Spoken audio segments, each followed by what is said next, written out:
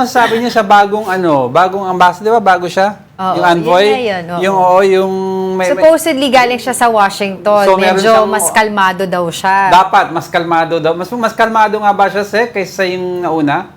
I doubt it. Dahil yung mga nade-deploy sa Amerika, yan yung sharp edge of the spear.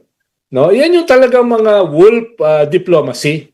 No? Dahil na papasok sila dun sa teritoryo ng kanilang kalaban. Oo. So, hindi ako nagugulat na ganun siya katalas umatake sa atin. At hindi rin ako nagugulat dahil sa China kasi walang freedom of expression. Walang freedom of the press. Hindi kayo pwede ron. Kukulong kayo ron. No? Kung babanat kayo. Kaya parang ganun ang attitude nila sa atin eh. Oo. So, Bakit kayo bumabalat sa amin? Bakit kayo bumabalat sa amin? Superpower kami. No? Parang ganun yung attitude nila eh. No? Dahil nga, ganun sa China. So, anong basa mo dun sa... freedom of the press. Right. So, ano basa mo dun sa appointment sa kanya dito? Ba't siya pinadala? Bakit siya ang pinadala dito sa atin? Well, ang tingin ko ay talagang pinaprioritize nila tayo. Dahil ang tingin nila, tayo yung torn on their side. Tayo yung nagpanalo nung UNCLOS. Tayo lamang ang nakasuhan ng China. Isang superpower. The biggest army in the world.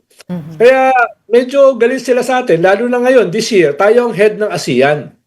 Yes. Dahil tayo nagtutulak ng code of conduct para walang away. Ayaw ng China.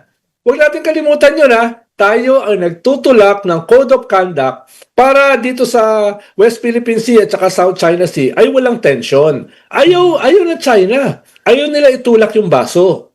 No? Dahil nga, ang tingin nila, amin lahat ito. West Philippine Sea, South China Sea, kahit nga Palawan kine-claim nila. Hindi naman pwede yun. Hindi naman pwede yun. Kaya paalala lang dun sa mga pro-China na mga talking heads, magayos naman kayo. Depensahan nyo naman yung ating bansa.